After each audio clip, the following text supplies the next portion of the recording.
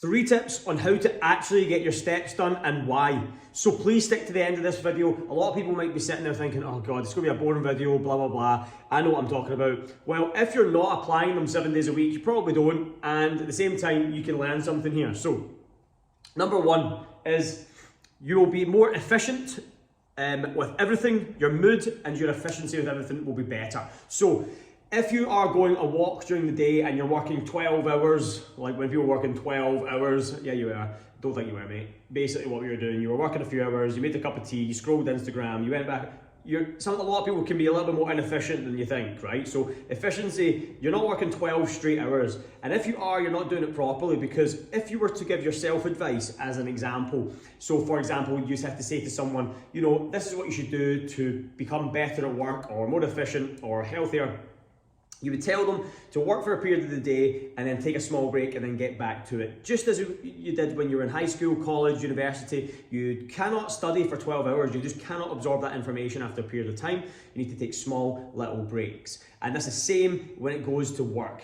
Okay, so you have to think yourself, if I want to be more efficient, I have to take small breaks. That will regulate your mood as well. If you're a client-facing person, if you're talking to clients, then you'll be more, you'll feel better. If you're, fresher, you've been out for a small walk, got your lymphatic system moving, breathed some fresh air, got some sun on your face, etc. You're going to feel a lot better for that. So that's very important, first of all.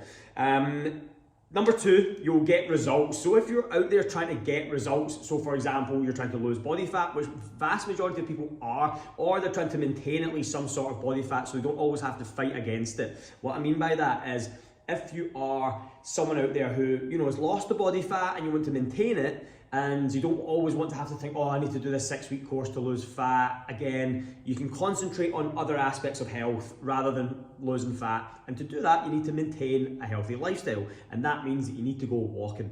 To apply all these things, number 3 is to think clearly, is use the time to educate or think clearly.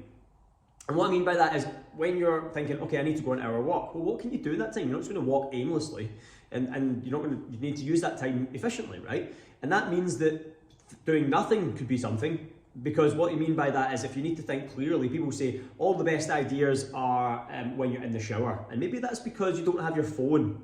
Maybe that's because you're not distracted by the television, because your brain can actually be utilized. And as opposed to constantly being bombarded with information, you can't think clearly. So what you need to do is you need to step away from all the electronics, step away from everything, especially if you're an entrepreneur, if you're trying to grow a business, you're trying to be efficient in work. Well, you need to have mental clarity.